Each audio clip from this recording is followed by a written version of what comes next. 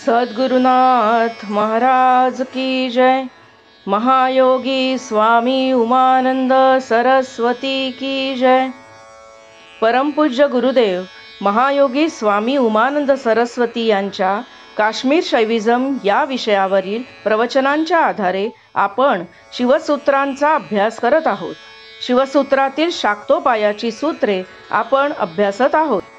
शाक्तोपायाचं 9वं सूत्र आहे ज्ञानम अन्नम. मागच्या सूत्रात आपण शिकलो की योगी आपलं शरीर योगाग्नीमध्ये हवन करतो, म्हणजे आता पहिले शरीर राहत नाही. मग योगी काय खात असेल? अन्न हे जीवात्म्याचे जीवन आहे. मग योग्याचे काय असेल बरं अन्न?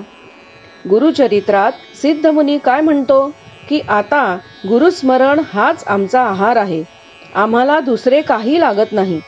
ज्ञानदेवही म्हणतात गुरु प्रेमे सपोषु, नुसते गुरु प्रेमावरच तो पुष्ट होतो. त्याप्रमाणेच शरीरम हवी झालेल्या योग्याचं पूर्ण अन्न कोणतं बरं असेल? तर ज्ञान म्हणजे आत्मज्ञान. ज्ञानच पुष्टी, ज्ञानच आनंद वृद्धिकारक. योग्याचे असे हे पूर्ण अन्न ठरते. परम आत्मतृप्ती रूप अन्न तो प्राप्त करतो. ज्ञानाग्नीमध्ये बाहेरच्या अनिष्ट गोष्टी दग्ध होऊन जातात आणि उरते फक्त तृप्ती, व ती तृप्ती त्याचे अन्न होते. तो सर्व भेद खातो. खायचे आणि पचवायचे, काही ठेवायचे नाही. यापासून तात्पर्य असे काढता येईल की जगात जे काही अनिष्ट आहे, अन्याय आहे, ते सगळे पचवता आले पाहिजेत. आपण मानव आहोत ना, मग आपल्याला सर्व मानवले पाहिजे, पचवता आले पाहिजे, वमन नाही झाले पाहिजे, तर आपण वामन होऊ. अज्ञानामध्ये जे मिथ्या भेद आहेत ते तो योगी भक्षण करतो. अज्ञान अनिष्ट ते खातो.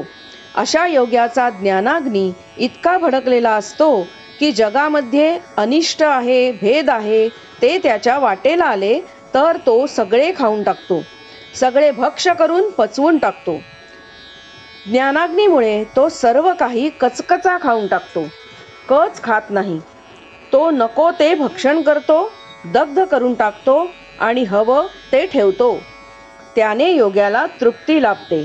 बाहेरच्या जगातील ज्ञान हे वास्तवात अज्ञान आहे, ते तो आपल्या ज्ञानाग्नीमध्ये जाळून टाकतो आणि खरे आत्मज्ञान आहे ते त्याच्या जवळ ठेवतो. त्याने तो परिपूर्ण होतो व म्हणून त्याला तृप्ती लाभते.